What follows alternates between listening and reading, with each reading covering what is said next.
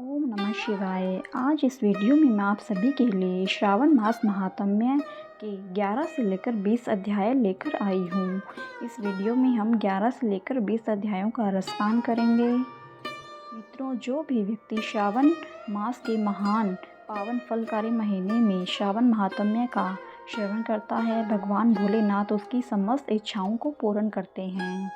अब हमें 11वां अध्याय, इसमें हम जानेंगे तिथि महात्म्य, प्रतिपदा एवं द्वितीया का व्रत। श्री संत कुमार जी ने भगवान शंकर से इच्छा प्रकट की कि हे प्रभु, आपने मुझे सब वारों का महात्म्य बताया है, अब मुझे तिथि महात्म्य के बारे में जानने की इच्छा हो रही है। श्री उमापति बोले, हे संत कुमार, श्रावण का महीना मुझे सब महीनों में सबसे अधिक प्रिय है। श्रावण मास की प्रतिपदा तिथि यदि सोमवार को पड़ती है तो श्रावण मास में 5 सोमवार होंगे। ऐसा होने पर यह रोटक व्रत कहलाता है। उस दिन मनुष्य को व्रत रखना चाहिए। यह 3.5 मास का भी होता है। रोटक व्रत लक्ष्मी की वृद्धि करने वाला, सब कामनाओं को पूर्ण करने वाला और समस्त सिद्धियों को देने वाला है। अब मैं तुमको रोटक व्रत को करने का विधान बताता हूँ। श्रावण मास की शुक्ल पक्ष की प्रतिपदा को प्रातः उठकर रोटक व्रत करने का इस प्रकार संकल्प करना चाहिए, आज से मैं रोटक व्रत करूँगा। हे जगत गुरु, मुझ पर कृपा करें। इस प्रकार संकल्प कर प्रतिदिन मेरा पूजन करना चाहिए। अखंडित बेलपत्र, तुलसी पत्र, नीलकमल, कमल, कलहार, कुसुम, चंपा, मालती, कुंद, अर्क आदि पुष्पों तथा अनेक प्रकार के ऋतुकालीन पुष्पों से धूप, दीप, नैवेद्य तथा अनेक प्रकार के फलों से पूजा करनी चाहिए। पुष्पहार नाम से 5 रोटक बनाने चाहिए। उनमें से 2 रोटक ब्राह्मण को देने चाहिए। 1 रोटक नैवेद्य के रूप में मुझे समर्पित करना चाहिए। 2 रोटक व्रतधारी को खाने चाहिए। केला, नारिकेल, जंबीरी, बिजोरा नींबू, खजूर, ककड़ी, दाख, नारंगी, मातुलिंग, अखरोट, अनार और ऋतु में पाए जाने वालों फलों से अर्घ्य दान के लिए उत्तम कहा गया है। इस व्रत को पूर्ण कर लेने पर सब कामना पूरी हो जाती है। हे संत कुमार, अब इस व्रत का पुण्य फल सुनो। जितना फल 7 समुंदर प्रयत्न भूमि दान करने से मिलता है, उतना ही फल इस व्रत को विधि पूर्वक करने से प्राप्त हो जाता है। इस व्रत को 5 वर्ष तक करने से अतुल धन संपत्ति प्राप्त होती है। इसके उद्यापन में सोने के 2 रोटक बनाने चाहिए। पहले दिन अधिवासन करके अन्य दिनों में प्रातःकाल शिव मंत्र द्वारा घी तथा बेलपत्र से हवन करना चाहिए। इस प्रकार व्रत करने से मनुष्य की सब मनोकामनाएं पूरी हो जाती है। हे संत कुमार, अब मैं तुम्हें द्वितीया के व्रत को सुनो। इस व्रत को करने वाला प्राणी लक्ष्मीवान तथा पुत्रवान हो जाता है। यह व्रत औदुंबर नाम से प्रसिद्ध है। यह सब पापों को नाश करने वाला है। मनुष्यों को श्रावण मास की द्वितीया तिथि को प्रातः संकल्प करके विधिवत व्रत करना चाहिए। इस व्रत में गुलर के पेड़ की पूजा की जाती है। गुलर का पेड़ न मिल सके तो दीवार पर गुलर के पेड़ का चित्र बना लेना चाहिए। अर्चन विधि से औदुंबर, आपको नमस्कार है। हे हेम पुष्पक, आपको नमस्कार है। जंतु फल युक्त लाल अंड तुल्य शल्य युक्त, आपको नमस्कार है। इसके बाद शिव तथा शुक्र की पूजा करनी चाहिए। गुलर के 33 फलों से 11 फल ब्राह्मण को, 11 फल देवता को और शेष 11 फल को स्वयं ग्रहण कर खाने चाहिए। इस दिन अन्न नहीं खाना चाहिए। रात में शुक्र तथा मेरा यानी कि भगवान शंकर अर्चन करते हुए जागरण करना चाहिए। इस प्रकार यह व्रत 11 वर्ष तक करें, फिर इसका उद्यापन करें। उद्यापन में सोने का फल, पुष्प, पत्ते आदि के साथ गुल्लर का पेड़ बनवाकर उसमें स्वर्ण की बनी हुई शुक्र तथा मेरी मूर्तियां रखकर पूजन करना चाहिए। दूसरे दिन प्रातःकाल छोटे छोटे गुल्लर के फलों से 108 हवन करें। औदुंबर की लकड़ी, घी तथा तिलों द्वारा हवन करना चाहिए। हवन की समाप्ति पर आचार्य का पूजन करना चाहिए। अपनी सामर्थ्य के अनुसार ब्राह्मणों को भोजन कराना चाहिए।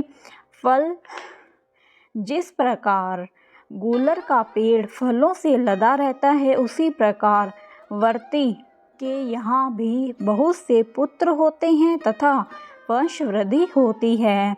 उसे कभी धन धान्य की कमी नहीं होती है। शुरू करते हैं 12वां अध्याय। भगवान शंकर संत कुमार से बोले, अब तुम श्रावण शुक्ल तृतीया तिथि को किया जाने वाला स्वर्ण गौरी व्रत सुनो।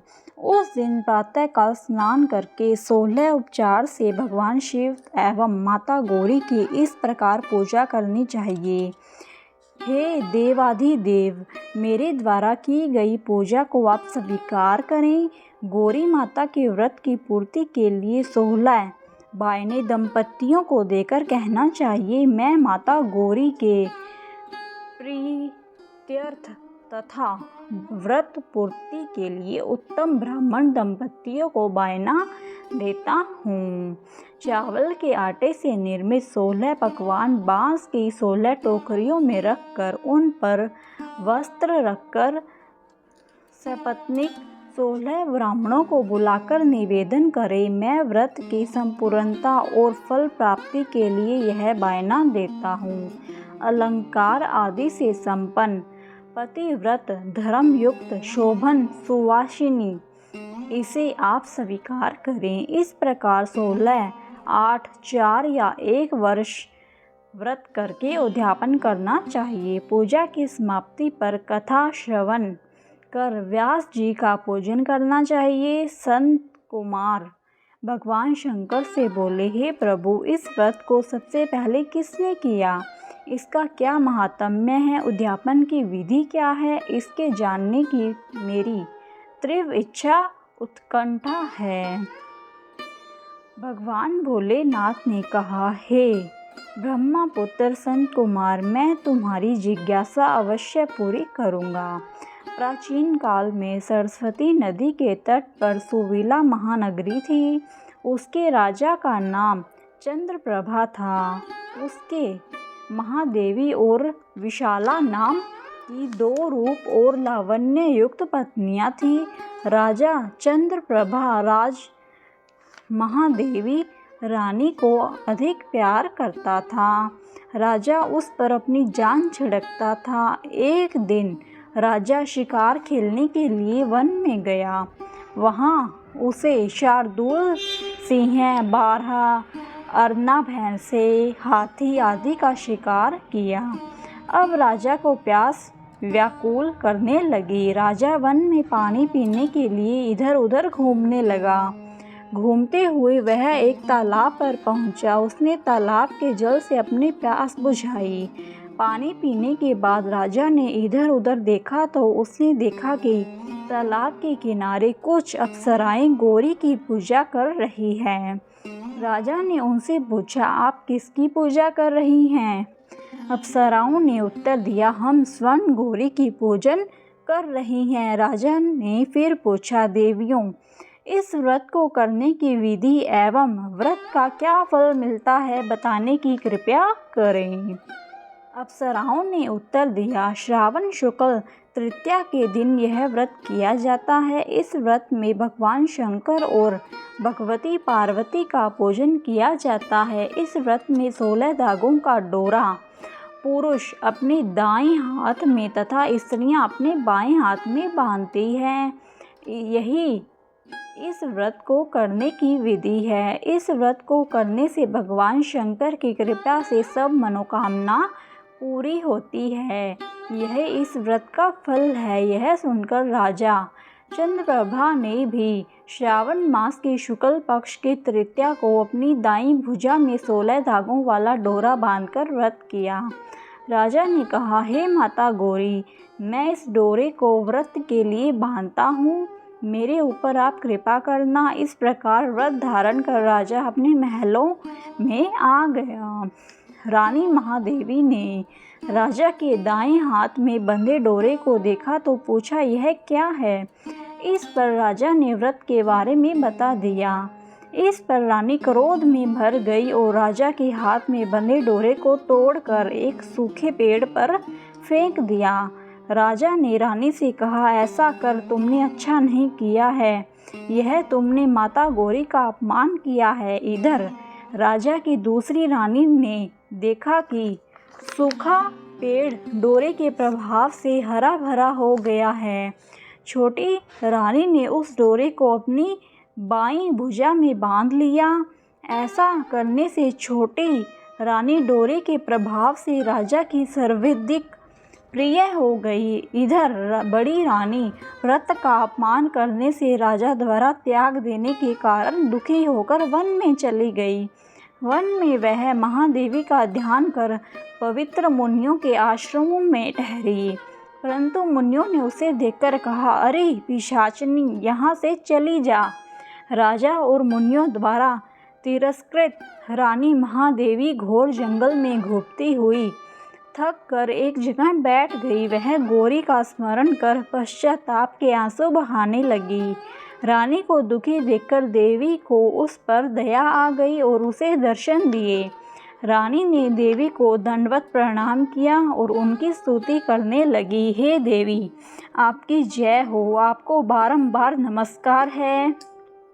हे भक्त वरप्रद, आपकी जय हो। हे मंगले मंगल रूपे, आपकी जय हो। इस प्रकार भक्ति के द्वारा देवी से वर प्राप्त करके बड़ी रानी ने गौरी अर्चन करके व्रत किया। व्रत के प्रभाव से राजा बड़ी रानी महादेवी को वनों से महलों में ले आया। देवी के प्रसाद से राजा तथा उसकी दोनों रानियों की सब इच्छाएं पूर्ण हुई। दोनों रानियों सहित राजा संपूर्ण राज्य का उपभोग कर समृद्धिशाली हो गया। अंत में राजा व दोनों रानियां देह त्याग कर शिवलोक चली गई। शिव जी बोले, हे तात, जो शोभना पार्वती का व्रत करता है वह मेरा तथा पार्वती का अत्यंत प्रिय प्राणी हो जाता है। इस लोक में सुख सुविधा भोग कर और अपने शत्रुओं पर विजय प्राप्त करके अंत में मेरे लोक को चला जाता है। अब मैं तुम्हें इस व्रत की उद्यापन विधि बताता हूँ। शुभ तिथि, शुभ वार, चंद्र बल, तारा बल हो जाने पर मंडल में अष्टदल कमल के ऊपर धान्य, उसके ऊपर घट स्थापित करना चाहिए। उस घट पर 16 पल का बना तांबे का पूर्ण पात्र रखना चाहिए। उस पूर्ण पात्र में तिल भरकर उसके ऊपर पार्वती तथा भगवान शंकर की प्रतिमा रखनी चाहिए। इसके ऊपर 2 श्वेत कपड़े और श्वेत रंग का यज्ञोपवीत रखा जाता है। विधि पूर्वक वेद मंत्रों से पूजन कराकर रात में जागरण करना चाहिए। अगले दिन प्रातः काल पूजन करके हवन करें। पहले ग्रह होम फिर आधान होम करना चाहिए। जो मिश्रित तिल को घी में मिलाकर 1000 या 100 प्रधान आहुतियाँ देनी चाहिए। इसके बाद वस्त्र, अलंकार, धेनु आदि से आचार्य की पूजा करनी चाहिए। 16 बायने निकाल कर ब्राह्मणों को देने चाहिए और उन्हें भोजन कराना चाहिए तथा भोजनोपरांत दक्षिणा भी देनी चाहिए। इसके बाद अपने मित्रों संबंधियों को भोजन कराना चाहिए तथा स्वयं भी भोजन करना चाहिए। शुरू करते हैं 13वां अध्याय। भगवान शंकर संत कुमार से बोले, अब तुम्हें श्रावण शुक्ल चतुर्थी को किए जाने वाले व्रत दुर्गा गणपति व्रत के बारे में बताता हूँ। त्रैलोक्य में प्रसिद्ध इस व्रत को भगवती पार्वती ने श्रद्धा पूर्वक किया था। इस व्रत को सरस्वती, इंद्र, विष्णु, कुबेर, अन्य देवता, मुनि, गंधर्व, किन्नर आदि कर चुके हैं। यह व्रत सब प्रकार के पापों को नष्ट करने के लिए किया जाता है। श्रावण शुक्ल चतुर्थी के दिन एक दंत वाले गणेश जी की सोने की मूर्ति बनवाकर सोने के सिंहासन पर स्वर्ण की दुर्वा बिछाकर तांबे के कलश पर स्थापित करनी चाहिए। लाल कपड़ा बिछाकर सर्वतोभद्र मंडप का निर्माण कर उस पर कलश स्थापित करें। लाल फूल तथा 5 पत्रों अपामार्ग, शमी, दुर्वा, तुलसी दल, बिल्व पत्र, इस मौसम में होने वाले सुगंधित पुष्पों तथा फलों आदि का नैवेद्य रखकर 16 उपचार से गणेश जी की पूजा करके प्रार्थना करनी चाहिए। इस स्वर्ण निर्मित प्रतिमा में विघ्न विनाशक गणेश जी का आह्वान करता हूँ। इसमें वे पधारें। रत्नों से जड़ित उत्तम स्वर्ण सिंहासन बैठने के लिए देता हूँ, आप इसे स्वीकार करें। हे पार्वती पुत्र, हे विश्वव्यापिन, हे सनातन, मैं आपको प्रणाम करता हूँ, मेरे विघ्नों का नाश करें। हे सूर्य श्रेष्ठ, लाल चंदन चर्चित मैंने भक्ति पूर्वक वन अक्षतों को चढ़ाया है, आप इसे स्वीकार करें। लोकों के अनुग्रह के लिए तथा दानवों के विनाश हेतु एक दंत यह आपका पतवार है, प्रसन्नता पूर्वक धूप को स्वीकार करें। इस दीपक को मैं आपको देता हूँ, आपको नमस्कार करता हूँ। गणनांतवा वैदिक मंत्र से लड्डू तथा खीर, कपूर तथा इलायची युक्त पान आपको समर्पित कर रहा हूँ। हे गणेश्वर, हे गणाध्यक्ष, हे गजानन, हे गौरी पुत्र, मेरा व्रत आपके प्रसाद से परिपूर्ण हो। जो प्राणी 5 वर्ष तक व्रत कर उद्यापन करता है वह अपने मन वांछित पदार्थों तथा वस्तुओं को प्राप्त कर लेता है और अंत में देह त्याग कर मेरे लोक को प्राप्त करता है। यदि इस व्रत को कोई 3 वर्ष तक करे तो उसे सब सिद्धियां प्राप्त हो जाती है और अंत में मेरे लोक में जाता है। इस उत्तम व्रत को जो प्राणी उद्यापन के बिना करता है तो यथा विधि पूरा व्रत करने पर भी उसका व्रत निष्फल हो जाता है। उद्यापन अवश्य करना चाहिए। उद्यापन के दिन तिलों को जल में मिलाकर स्नान करना चाहिए। फिर गणेश जी की 1 पल या आधा पल या चौथाई पल की स्वर्ण की प्रतिमा बनवाकर उसको पंचगव्य द्वारा स्नान कराकर दुर्वा से पूजा करनी चाहिए। निम्नलिखित मंत्र द्वारा पूजन करना चाहिए। हे गणाधीश, उमासुत, विघ्ननाशक, आपको नमस्कार है। हे विनायक, हे ईशपुत्र, हे सर्वसिद्धि प्रदायक, हे हेमवक्त्र, हे मूषक वाहक, हे कुमार गुरु, आपको नमस्कार है। उपरोक्त सभी नामों से अलग अलग पूजन करना चाहिए। पहले दिन अधिवासन करना चाहिए, दूसरे दिन प्रातःकाल हवन करना चाहिए। ग्रह होम कर दुर्वा तथा लड्डू से प्रधान होम करना चाहिए। धूप तथा लड्डू के प्रधान होम के बाद पूर्णाहुति करके आचार्य आदि ब्राह्मणों का पूजन करना चाहिए। अपनी सामर्थ्य के अनुसार अधिक दूध देने वाली गाय बछड़े सहित दान करनी चाहिए। ऐसा व्रत करने से मनुष्य अपनी सभी कामनाओं को पूरा कर सकता है। मैं अपने प्रिय पुत्र के व्रत करने वाले को सभी सुख प्रदान करता हूँ, अंत में सद्गति प्रदान करता हूँ। करते हैं 14वां अध्याय। भगवान शंकर ने संत कुमार से कहा, अब मैं तुम्हें श्रावण शुक्ल पंचमी को किए जाने वाले व्रत नाग पंचमी व्रत के बारे में बताता हूँ, ध्यानपूर्वक सुनो। साधक को चाहिए कि वह एक दिन पहले केवल एक समय भोजन करे। पंचमी वाले दिन स्वर्ण या रजत निर्मित नाग लेकर नक्त व्रत करना चाहिए। नक्त व्रत रखकर बढ़ई या कुम्हार से 5 फनों वाला नाग बनवाकर उसकी पूजा करनी चाहिए। अपने घर के मुख्य द्वार के दोनों तरफ गोबर से 5 फनों का नाग बनाकर कटोरे में दूध रखकर उसकी धूप, दीप, गंध, अक्षत, करवीर, मालती, चमेली तथा चंपा के फूलों से पूजा करनी चाहिए। ब्राह्मणों को शुद्ध घी के लड्डू तथा खीर का भोजन करवाना चाहिए। कालीय नाग, तक्षक नाग, शंखपाल, वासुकी, शेषनाग, पद्मनाग आदि नागों को हल्दी व चंदन से दीवार पर बनाकर तथा नाग माता कद्रू को भी अंकित कर पुष्पों से पूजा करनी चाहिए। पूजन के पश्चात घी और खांड मिलाकर उनको दूध पिलाना चाहिए। उस दिन लोहे की कढ़ाई में पकवान बनाने वर्जित है। गेहूँ और दूध की खीर बनाकर भुने चने, धान का लावा और भुने जौ नागों को देने चाहिए एवं स्वयं भी उपरोक्त वस्तुओं का भोजन करना चाहिए। परिवार वालों को भी भोजन में ये ही वस्तुएं देनी चाहिए। सांपों की बोबी के पास गान वाद्य द्वारा उत्सव मनाना चाहिए। ऐसा करने वाले मनुष्यों को जीवन भर कभी सर्प डसने का भय नहीं रहता। सर्प के दर्शन करने से ही मनुष्य अधोगति को प्राप्त होता है। सर्प तमोगुणी होता है। विधि पूर्वक ब्राह्मण सहित नाग का निर्माण कर पूजा करनी चाहिए। इस तरह 12 महीनों की शुक्ल पक्ष की पंचमी का व्रत करना चाहिए। वर्ष की समाप्ति पर शुक्ल पक्ष पंचमी को फिर से नागों का पूजन करना चाहिए। श्री नारायण को सब स्थानों पर स्थित हैं, सब वस्तुओं को प्रदान करने की क्षमता रखते हैं। जो अपराजित हैं उनको स्मरण कर निम्न वचन कहने चाहिए। हे प्रभु, मेरे वंश में हमारे पूर्वजों में से जो भी सर्पों के दंश से अधोगति को प्राप्त हुए हों, वे इस व्रत से तथा दान से मुक्ति को प्राप्त हो जाएं। इस प्रकार उच्चारण कर सफ़ेद चंदन युक्त चावल के पानी को भक्ति पूर्वक वासुदेव श्री कृष्ण के निमित्त जल में छोड़ देना चाहिए।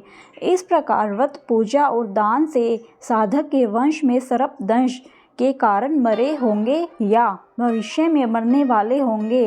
हे संत कुमार, वे सब सर्प योनि से मुक्त होकर स्वर्ण लोक में पहुंच जाएंगे। इस प्रकार व्रत करने वाला अपने वंश का उद्धार कर शिव जी के सानिध्य में पहुंच जाता है। हे संत कुमार, जो मनुष्य नाग की हत्या करते हैं उनके परिवार में अगले जन्म में पुत्र नहीं होता और यदि होता है तो अधिक समय तक जीवित नहीं रहता। महिलाओं की कृपणता के कारण भी प्राणी को सर्प योनि प्राप्त होती है। जो दूसरों की अमानत हजम कर जाते हैं वे भी सर्प योनि में जाते हैं। जो प्राणी विभिन्न कारणों से सर्प योनि में चले जाते हैं उनके उद्धार का एकमात्र रास्ता नाग पंचमी का व्रत ही है। जो प्राणी नाग पंचमी का व्रत तथा नाग पूजा करते हैं उनकी भलाई के लिए नागों के स्वामी शेष नाग और वासुकी नाग भगवान विष्णु से और भगवान शंकर से हाथ जोड़कर प्रार्थना करते हैं। शेष नाग और वासुकी नाग की प्रार्थना पर भगवान विष्णु और भगवान शंकर उन लोगों की सब मनोकामनाएं पूर्ण करते हैं। वे प्राणी नागलोक में अनेक तरह के भोगों को भोगकर वैकुंठ लोक में चले जाते हैं। शुरू करते हैं 15वां अध्याय। भगवान शंकर ने संत कुमार को बताया कि श्रावण मास की शुक्ल पक्ष की षष्ठी तिथि को मृत्यु विनाशक उत्तम सुपोदान नामक व्रत किया जाता है। मंदिर में या घर पर रहकर ही शिव जी की पूजा करने के बाद दाल, आटा, चावल का नैवेद्य, नमक सहित आम की सब्जी रखनी चाहिए। ब्राह्मणों को नैवेद्य पदार्थों का बायना देना चाहिए। जो मनुष्य नियम पूर्वक इस व्रत को करता है उसे बड़े भारी अनंत पुण्य प्राप्त होते हैं। इस संबंध में मैं तुम्हें एक कथा सुनाता हूँ। प्राचीन काल में एक राजा था, उसका नाम रोहित था। बहुत समय तक उसे संतान का मुख देखने को न मिला। उसने संतान प्राप्ति हेतु कठिन तप किया। तपस्या के प्रभाव से ब्रह्मा जी प्रकट हुए। ब्रह्मा जी ने राजा से कहा, तुम्हारे भाग्य में संतान का सुख नहीं है। परंतु राजा ने अपनी तपस्या नहीं छोड़ी। भक्त ने प्रभु को दोबारा प्रकट होने के लिए मजबूर कर दिया। ब्रह्मा जी दोबारा प्रकट हुए और राजा रोहित से बोले, मैं तुम्हें पुत्र तो दे सकता हूँ परंतु वह अल्पायु होगा। इस पर राजा और रानी ने सोचा कि पुत्र प्राप्ति से बंध्यापन तो हट जाएगा, लोक में पुत्र न होने की निंदा तो समाप्त हो जाएगी, हमारे लिए इतना ही पर्याप्त है। राजा और रानी ने अल्पायु पुत्र के लिए ही अपनी सहमति प्रदान कर दी। समय आने पर ब्रह्मा जी के वरदान से रानी को पुत्र की प्राप्ति हुई। राजा ने पुत्र के जात कर्म बड़ी धूमधाम से किया। बालक का नाम शिवदत्त रखा गया। अल्पायु होने के कारण राजा ने राजकुमार शिवदत्त का विवाह नहीं किया। 16 वर्ष की अवस्था में उसका निधन हो गया। ब्रह्मचारी के रूप में शिवदत्त का निधन हो जाने से राजा दिन रात चिंतित रहने लगा, क्योंकि जिस वंश में ब्रह्मचारी की मृत्यु हो जाती है वह वंश नष्ट हो जाता है। संत कुमार ने भगवान शिव से पूछा, क्या इसका कोई उपाय नहीं है? यदि कोई उपाय हो तो मुझे बताएं, जिसके करने से दोष दूर हो जाएं। भगवान शंकर बोले, मृतक यदि स्नातक या ब्रह्मचारी है तो उसका अर्क विधि से विवाह संयोग करके पीपल का पेड़ तथा ब्रह्मचारी को मिलाकर देश, काल, गोत्र तथा नाम का उच्चारण करते हुए कहना चाहिए कि मैं मृतक ब्रह्मचारी की शांति के लिए नैसर्गिक व्रत करता हूँ। सोने से अभ्युदय करके पीपल के वृक्ष की शाखा तथा शव को हल्दी और तेल से लेप कर पीले सूत द्वारा वेष्टित करना चाहिए।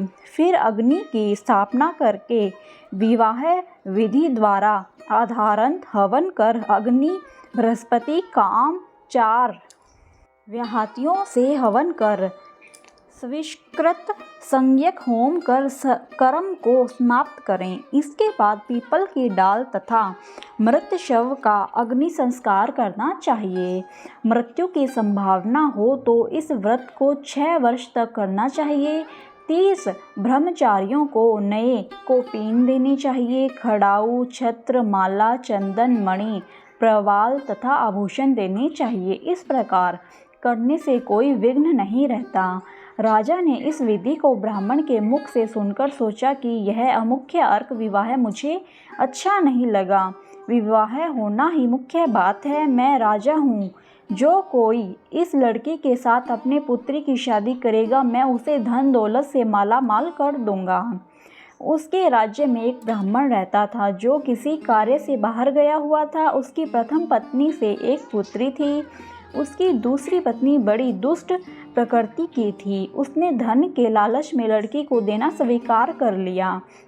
उसने 1 लाख रुपया लेकर अपनी सोट की 10 वर्षीय कन्या को राजा के मृत पुत्र के साथ शादी कर दी। उस बाला को लेकर राजा के सेवक शमशान भूमि में गए और शव के साथ उस लड़की को सती होने की व्यवस्था करने लगे। तब वह अबोध बाला बोली, आप क्या कर रहे हैं? लड़की की बात सुनकर वे सब दुखी मन से कहने लगे, तुम्हारा पति मर गया है, तुम्हें इसके साथ सती होना है। यह सुनकर लड़की रोने लगी और बोली, आप मेरे स्वामी को क्यों जलाते हैं? मैं उन्हें जलाने नहीं दूंगी। आप सब लोग जाएं, मैं यहाँ अकेली रहूंगी। यह जब उठेंगे तब मैं उनके साथ ही आऊंगी। लड़की का हठ देखकर सब करुणा से द्रवित होकर चले गए। जब छोटी सी लड़की, जो न कुछ समझती थी न जानती थी, शव के पास अकेली बैठकर भगवान शिव पार्वती को याद करने लगी। बार बार पुकारने पर करुणा के सागर शिव पार्वती नंदी पर सवार होकर शमशान में लड़की के पास पहुँचे। बालिका ने जब शिव पार्वती को देखा तो वह उनके चरणों में गिरकर अपने पति के प्राणों की भीख मांगने लगी। शिव पार्वती बालिका की वाल स्वभाव से प्रभावित होकर बोले, तुम्हारी माता ने सुपोदान का व्रत किया था। तिल तथा जल लेकर उसके फल का संकल्प कर अपने पति को दो तथा अपने मृत पति से कहो, मेरी माँ ने सुपोदान नामक व्रत किया था, उसके प्रभाव से मेरा पति पुनः जीवित हो जाए। भोली भाली बालिका ने भगवान शिव पार्वती के आदेशानुसार वैसा ही किया। शिवदत्त तुरंत ऐसे बैठकर उठ गया जैसे कोई सोता हुआ उठकर बैठ जाता है। शिव पार्वती उस बालिका को व्रतोपदेश देकर अंतर्ध्यान हो गए। शिव पार्वती के अंतर्ध्यान होने के बाद शिवदत्त ने उस बालिका से पूछा, तुम कौन हो?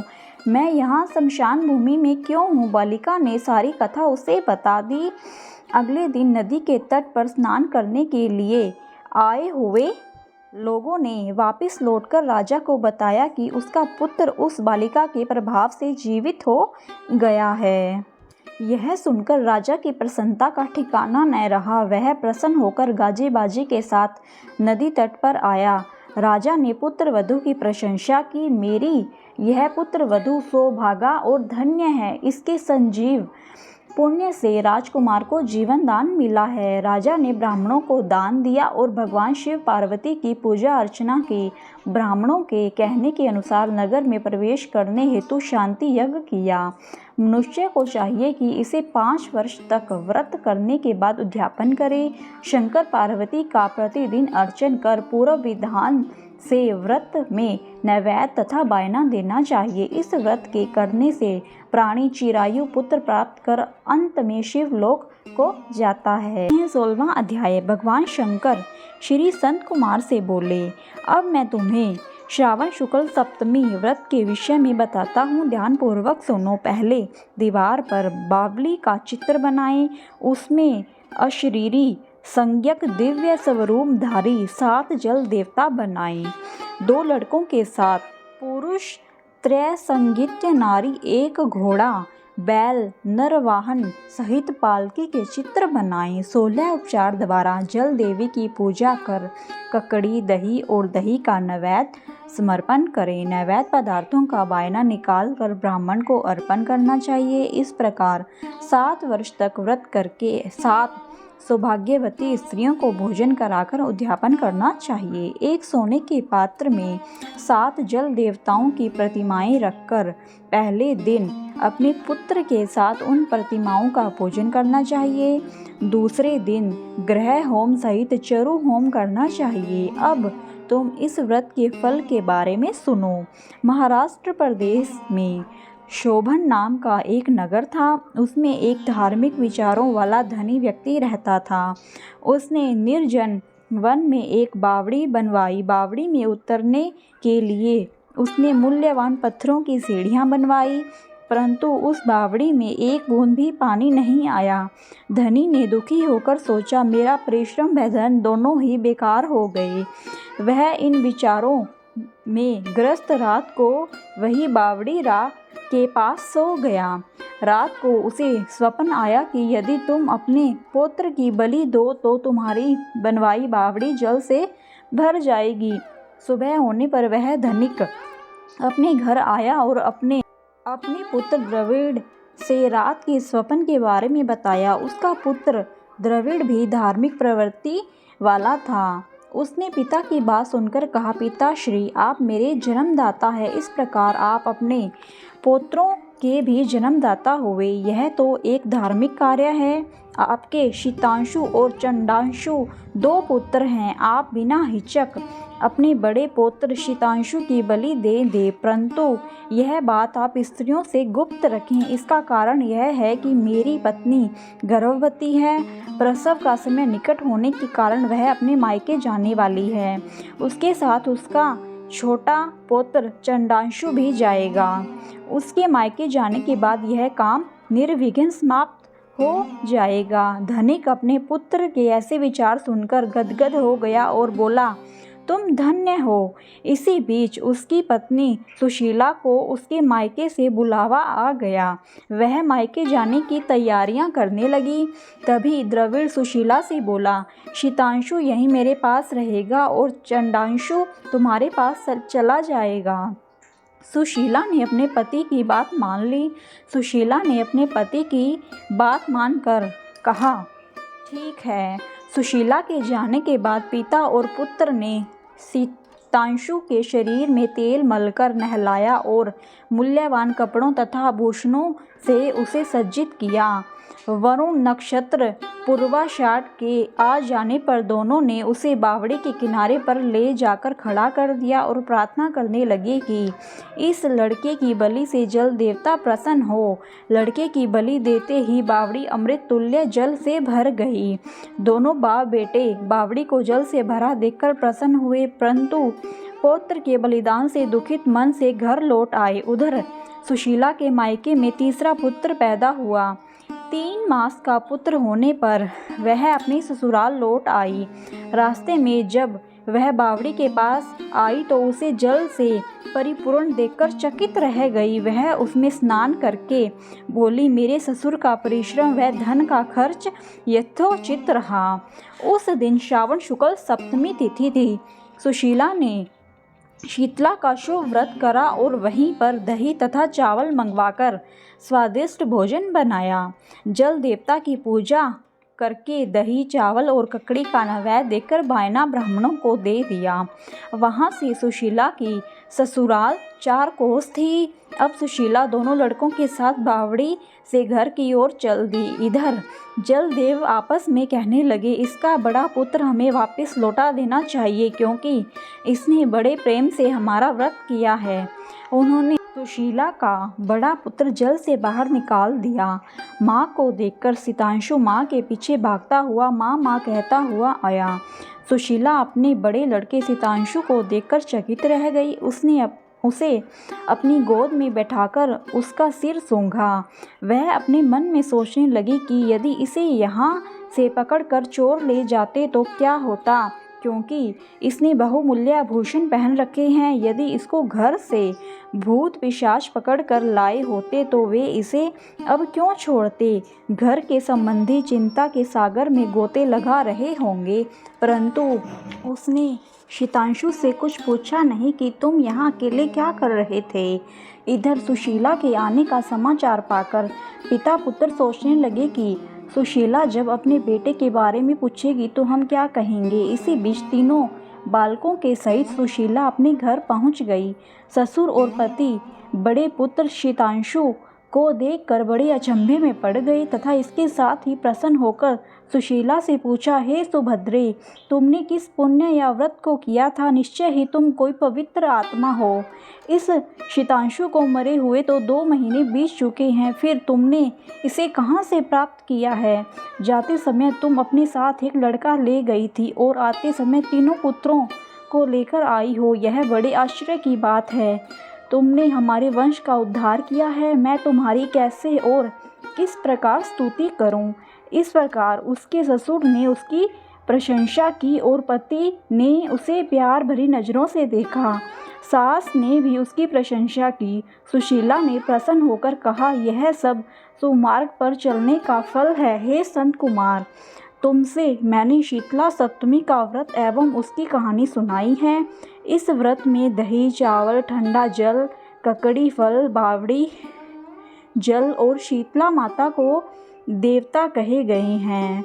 इसे करने वाले तीनों प्रकार के तापों से मुक्त हो जाएंगे। इसलिए श्रावण शुक्ल सप्तमी का यथार्थ नाम शीतला सप्तमी हुआ। भगवान शंकर ने संत कुमार से कहा, हे देवेश, मैंने तुम्हें अभी श्रावण शुक्ल सप्तमी का व्रत बताया। अब मैं तुम्हें श्रावण शुक्ल अष्टमी के विषय में बताता हूँ। ध्यानपूर्वक सुनो। श्रावण शुक्ल सप्तमी को अधिवासन कर अष्टमी के दिन पवित्रारोपण करना चाहिए। जो मनुष्य पवित्रा बनवाता है उसका फल कहता हूँ। पवित्रा बनवाने वाला यज्ञ, व्रत, दान तथा सब तीर्थार्पी सेचन का फल प्राप्त कर लेता है, क्योंकि सर्वगता शिवा सब में निवास करती है। अंत उसे न आदि व्याधि दुख पीड़ा होती है और न शत्रु का भय रहता है। उसे कोई ग्रह भी पीड़ा नहीं पहुंचा सकता। उसके समस्त कार्य अपने से आप सिद्ध हो जाते हैं। राजाओं के पुण्य की वृद्धि करने वाला इससे बढ़कर कोई दूसरा साधक नहीं है। श्रावण शुक्ल सप्तमी के दिन अधिवासन करके देवी के लिए उत्तम पुष्प, फल, गंध, सब प्रकार की पूजन सामग्री लेकर अनेक प्रकार के नैवेद्य, वस्त्र, आभूषण आदि एकत्र करें। फिर पवित्रा निर्माण करके पंचगव्य प्राशन करना चाहिए। फिर चरु द्वारा दिग्बली और अधिवासन कर सुंदर वस्त्रों से पवित्रा का आच्छादन करना चाहिए। 100 बार देवी के मूल मंत्र से अभिमंत्रित करके पवित्रा को देवी के सामने स्थापित करना चाहिए। देवी का सुंदर मंडप का निर्माण कर रात्रि जागरण करना चाहिए। अगले दिन प्रातः काल स्नान करके दिशाओं में बलि देनी चाहिए। विधिवत देवी की पूजा करने के बाद स्त्रियों तथा ब्राह्मणों को भोजन कराना चाहिए तथा दक्षिणा देनी चाहिए। राजा का दृढ़ता के साथ नियमों का पालन कर उसे स्त्री, जुआ, शिकार और मांस का त्याग कर देना चाहिए। ब्राह्मणों को और आचार्यों को स्वाध्याय का, वैश्यों को व्यापार और खेती का कार्य बंद करके कम से कम आधा दिन देवी के ध्यान में अपने मन को लगाना चाहिए। हो सके तो 5 या 7 दिन देवी का ध्यान करना चाहिए। जो ज्ञानी सविधि पवित्रारोपण नहीं करता उसका पूरे वर्ष का अर्चन निष्फल हो जाता है। अंत मनुष्यों को भक्ति पूर्वक देवी परायण होकर प्रति वर्ष पवित्रारोपण करना चाहिए। कर्क अथवा सिंह का सूर्य हो जाने पर श्रावण शुक्ल अष्टमी के दिन देवी के लिए पवित्रारोपण करना चाहिए। इसे नित्य कर्म समझकर करना चाहिए। संत कुमार ने कहा, हे देवादिदेव महादेव, आपने जो पवित्रारोपण बताया है उसके निर्माण की विधि ठीक तरह से मुझे समझाइए। भगवान महादेव बोले, संत कुमार, रेशमी वस्त्र कुश या कांच से निर्मित या ब्रह्माणी द्वारा रुई से बना सूत होना चाहिए। सूत को 3 गुना कर पुण्य 3 गुणित करने पर उसकी संख्या 360 होनी चाहिए। 360 सूतों को उत्तम, 270 को मध्यम और 180 सूत को निकृष्ट कहा है। 100 ग्रंथि का उत्तम, 50 ग्रंथि का मध्यम तथा 16 ग्रंथि का पवित्रा का निष्ठ होता है। 6, 3, 4, 2, 12, 24, 12, 8 ग्रंथि का कनिष्ठ पवित्रा होता है। देवी प्रतिमा की नाभि तक सीमित पवित्रा कनिष्ठ, जांघ तक मध्यम, जानू तक की पवित्रता उत्तम मानी जाती है। इस पवित्रा की सब गांठों को केसर से रंगना चाहिए तथा सर्वतोभद्र वेदी पर देवी का पूजन करके देवी के समक्ष कलश या बांस पात्र पर पवित्रा को रखें। 3 सूतों में ब्रह्मा, विष्णु और शंकर का आह्वान करना चाहिए। 9 सूतों में ओमकार, सोम, व्रीहि, नाग, रवि, ईश और विषभ देव का आह्वान करना चाहिए। हे संत कुमार, अब मैं तुम्हें ग्रंथियों में देवों की स्थापना की विधि बताता हूँ। क्रिया पौरुषी, वीरा, विजया, प्राजिता, मनोन्मनी, जया, भद्रा, मुक्ति और ईशा नामों के आदि में प्रणव लगाकर ग्रंथि संख्या के अनुसार आवर्ती करके आह्वान तथा चंदन से पूजा करनी चाहिए। इस प्रकार प्रणव द्वारा अभिमंत्रित कर देवी को पवित्रारोपण का विधान तुम्हें बताया है। जिन दूसरे देवों को प्रतिपदा आदि तिथियों में पवित्रारोपण करना चाहिए उनके विषय में सुनो। धनद, श्री, गौरी, गणेश, चंद्रमा, गुरु, सूर्य, चंडिका, अम्बा, वासुकी, ऋषि, चक्रपाणि, अनंत, शिव, ब्रह्मा और पितृ आदि देवों का प्रतिपदा आदि तिथि में पूजा करें। यह पवित्रारोपण प्रधान देवों का है। उनके सहदेवों को 3 तार वाला पवित्रा समर्पण करें। श्रावण शुक्ल पक्ष एवं कृष्ण पक्ष की नवमी तिथि का महत्म। दोनों पक्षों की नवमी के दिन यथाविधि कुमारी नामक देवी का अर्चन कर नक्त व्रत कर दूध और शहद मिला हुआ भोजन करना चाहिए या उपवास रखकर इस दिन कुमारी नाम से देवी का निरंतर पूजन करें। चांदी की प्रतिमा बनाकर उसमें भक्ति पूर्वक दुर्गा, पाप नाशिनी का कनेर के फूल, गंध, अगर, चंदन, दशांग, धूप और लड्डू द्वारा पूजन करना चाहिए। कुमारी लड़कियों को भोजन कराने के बाद ब्राह्मणों को भक्ति पूर्वक भोजन कराना चाहिए। फिर मौन धारण कर बिल्व पत्र भोजन करना चाहिए। नवमी का व्रत प्राणियों के सब पापों को नष्ट करने वाला, समस्त संपत्तियों को प्रदान करने वाला, पुत्र पौत्र आदि की वृद्धि करने वाला और सद्गति प्रदान करने वाला है। भगवान शंकर ब्रह्मपुत्र संत कुमार से बोले, अब मैं तुम्हें श्रावण शुक्ल दशमी तिथि के विषय में बताता हूँ, ध्यान देकर सुनो। श्रावण शुक्ल दशमी को व्रत का शुभारंभ कर वर्ष के प्रत्येक माह की शुक्ल पक्ष की दशमी तिथि को व्रत रखना चाहिए। इस प्रकार अगले श्रावण शुक्ल दशमी को इसका उद्यापन करना चाहिए। राजा को राज्य की उन्नति के लिए, कृषक को खेती की उन्नति के लिए, वैश्य को व्यापार की उन्नति हेतु, स्त्री को पुत्र प्राप्ति हेतु तथा अन्य प्राणियों को धर्म, अर्थ तथा अपने व्यवसाय की उन्नति हेतु इस व्रत को करना चाहिए। इस व्रत को आशा दशमी व्रत कहा जाता है। जिसको भी किसी प्रकार का दुख हो तो उसके निवारण के लिए श्रावण शुक्ल दशमी की रात को स्नान कर व्रत का शुभारंभ करें। रात को दशों दिशाओं को फूल, पल्लव, चंदन या जौ के आटे द्वारा अपने घर के चौक को अंकित करके वाहन सहित स्त्री चिन्ह द्वारा चिन्हित करके घी से तैयार किया हुआ नैवेद्य देकर अलग अलग दीपक देना चाहिए। इसके बाद ऋतु के फल देकर अपने मनोरथ को इस प्रकार स्पष्ट करना चाहिए। मेरी आशा पूर्ण हो, मेरा मनोरथ पूर्ण हो, मेरा कल्याण हो। इस प्रकार प्रति मास निरंतर व्रत करना चाहिए और ब्राह्मणों को दक्षिणा देनी चाहिए। वर्ष की समाप्ति पर इसका उद्यापन करना चाहिए। सोने चांदी की 10 दिशा रूप देवताओं की प्रतिमा बनवाकर अपने सगे संबंधियों के साथ स्नान आदि करके अपने घर के आंगन में भक्ति भाव से दिशाओं का क्रमश आवाहन, स्थापक तथा पूजा करनी चाहिए। दिशाओं के मंत्र इस प्रकार है।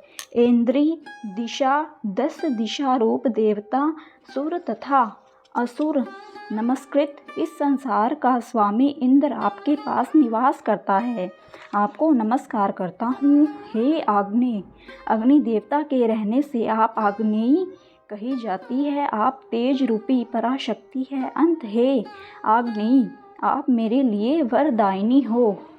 ये हे यामे, धर्मराज आपके सहारे इस सारे संसार को चलाते हैं, इसलिए आपको संयमनी कहते हैं। हे संयमनी, आप मेरे लिए उत्तम कार्य प्रदान कराने वाली है। हे आशे, हाथों में खड्ग लिए अत्यंत विकराल रूप मृत्यु देव नृत्य स्थान में आपके पास निवास करते हैं। अंत आपके नैत्रेय रूपा है। आप मेरी आशाओं को पूर्ण करें।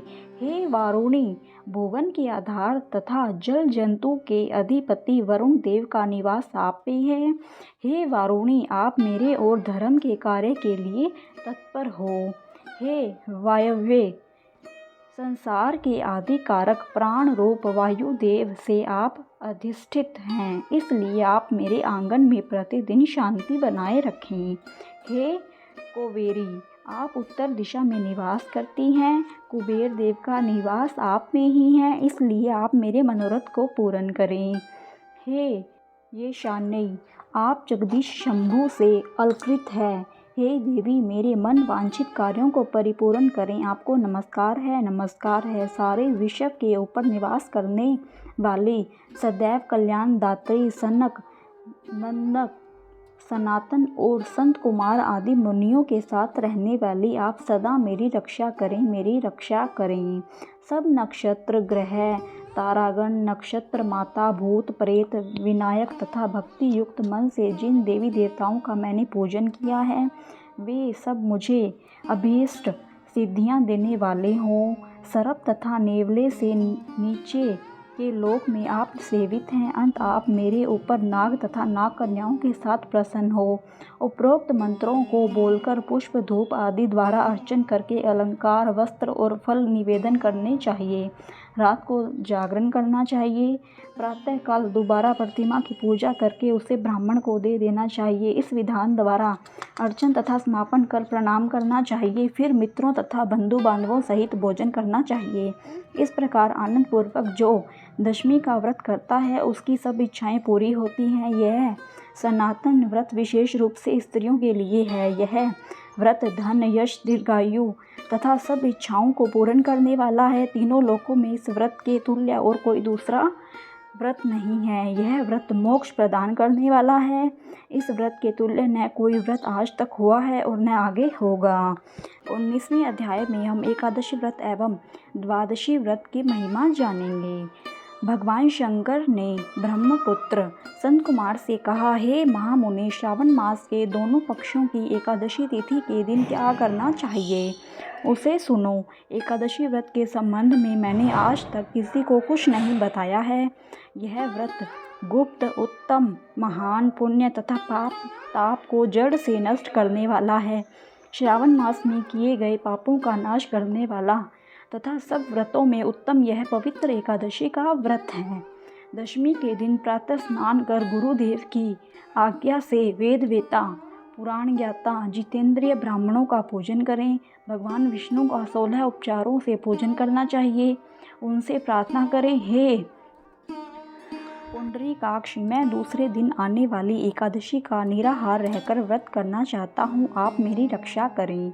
उस दिन गुरुदेव और अग्नि के समीप भूमि पर शयन करना चाहिए। काम, क्रोध और मोह को त्याग कर एकादशी के दिन प्रातःकाल भगवान विष्णु में मन लगाकर श्रीधर का जाप करते रहना चाहिए। 3 दिन तक किसी भी पाखंडी से वार्तालाप न करें। केवल इतना करके मात्र से यह व्रत मोक्ष को प्रदान करने वाला बन जाता है। दोपहर के समय पंचगव्य लेकर नदी के जल में स्नान करना चाहिए।